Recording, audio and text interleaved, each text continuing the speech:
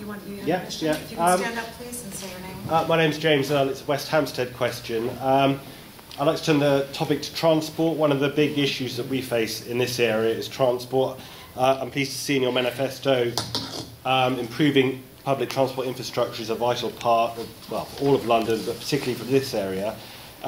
People travelling to great places like this and other places in West Hampstead. Just two things we're really focused on is campaigning for an upgrade of West Hampstead Tube Station. I've been in contact with some of you about that. I've got some plans I can show you afterwards as well. Would you commit to supporting that? And secondly, helping us deal with some of the chronic traffic problems we're facing. So let's just start with answering the gentleman's question here about West Hampstead. Go ahead, briefly. As you know, we've been in touch, so I absolutely support lift access at West Hampstead. I think there's a wider point there of people with disabilities being shafted continuously in London and across the UK. Myself and Andrew were at Hustings last week at a learning disability centre called Dimensions. Sadly, the Conservatives didn't send a representative, which I thought was pretty shameful. They hardly ever do. This is only the third time I've ever seen a Conservative on a Hustings in the last 3 years in relation to elections in Barnet. Me, so it's on holiday. What have I said on? But no, indeed, passion. And also with Zack voting for disability benefits to be cut, I think that there's a bigger, wider point there about accessibility. With the traffic, there's 10,000 extra premature deaths a year in London based on air pollution. We're not hitting our carbon emissions targets. I live on the Euston Road, which is the second most polluted road in Europe. We absolutely need to do something about air pollution. One solution I have, although there's lots, is I'm a very keen cyclist. I think we really need to be promoting cycling. With that, though, safer cycling, I get that some people hate cyclists, and with good reason. I think we need to have segregated cycle lanes so motorists are respected, pedestrians are respected, and cyclists are respected too. I'm a very safe cyclist, and I'm respectful of other people on the road. And I really think we need to encourage that culture so we can get more people on bikes. With that, a Liberal Democrat policy is also to give half-price tube fares before 7:30 in the morning. That would mean less rush hour and congestion on the roads and in the traffic, and would mean more people were on that. With that, we'd up the congestion charge a little bit for private hire vehicles, because we just don't think there's people need to be driving in central London at that time. Do you want me to answer BDS now? No, we'll do just this question. I just would like to be really brief on the West Hampstead question, if we can, and then move on to the BDS question, please. Okay. Anybody else on West Hampstead? Well, I think I already said that I have spoken to Sadiq, and he has given a commitment that he will have the issue of the West Hampstead step-free access thing reviewed if he wins the election, to see if we can make that happen. As far as air pollution is concerned, well, it's partly down to Boris's new buses, which are still polluting. We didn't have to have those buses. Personally, I would like to see the ultra-low emission zone extended beyond the Euston Road boundary to coterminous areas, and Camden is very keen to extend the ULEZ, and I think that's important.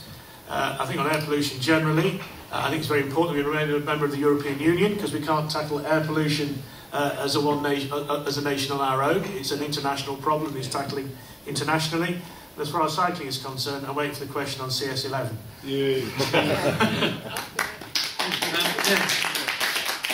Just the lady from Barnet Green Party who called out about Conservatives not attending Hustings. Well, this is the first one that I've been invited to, and this is I've come here. I'm not aware of any other invites, and I would have been there. I would have been there had I been invited. And you mentioned and you mentioned 3 years no Conservatives been to a Hustings. Google General Election 2015 Barnet Hustings. Matthew Offord did Hustings, Mike Freer did Hustings, and Theresa Villiers did Hustings. So I think you need to get your facts right.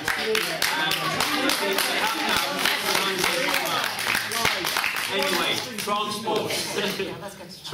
So we can't do any improvements over the next few years to the transport system if Sadiq's gone £1.9 billion hole isn't plugged. His fare freeze is going to cost, it's been confirmed by TfL, £1.9 billion.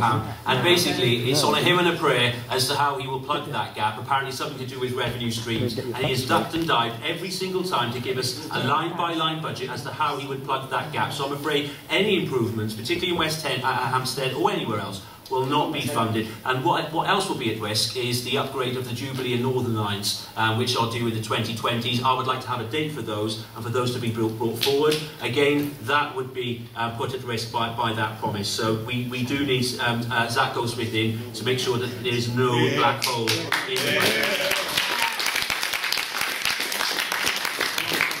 Remarks on the West Hampstead question, very briefly, please. Okay, very briefly.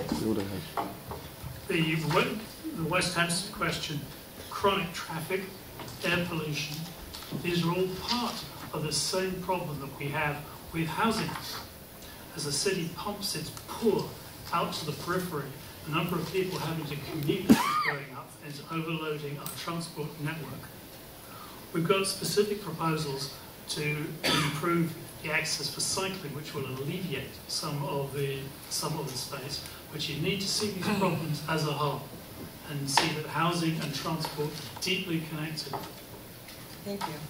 John, do you have anything to say about the West Hampstead question specifically? Well, it all comes down to numbers, and the more traffic on the road, the more congested it's going to be in West Hampstead. And it always has been congested, but it seems to be getting worse. And it's, until we reduce the number of people on the road, we're never going to solve the problem. Okay, the BDS question, one rebuttal, please. Let me just say that the BDS question will be the last question, as we are running out of time. I know, it just seems like a very short amount of time. Okay, go ahead. Okay, well, I mean, the Tories clapped this out about the fare freeze. Absolute nonsense. TfL's figure relates to 5 years, not 4 years, which is the mayoral term. They've used inflation figures which are way above what the government predict. They've not even published a business plan which says how they got to that figure, and they haven't explained how it's calculated. So I take that with a pinch of salt. The fare freeze is an important initiative which will enable Londoners to travel to work at a rate that they can afford. It will also be funded through free. I mean, how many people here know, for example, that a lot of the bus companies in London are actually run by companies that actually belong to the governments in France, Germany and the Netherlands? Yes. Yeah. And the profits they make out of TfL are exported to those. So, you know, it's... No, it wasn't Labour actually, it was the Tories. So we need to be able to compete on equal terms and bid for the transport systems in those countries as well. So we can actually have a revenue stream like that in other cities around the country. There's a lot of waste within TfL. For example, there are separate engineering functions for the overground and the underground service. Procurement, waste, huge amount of money to be saved there. So the fares freeze is affordable. Thank you.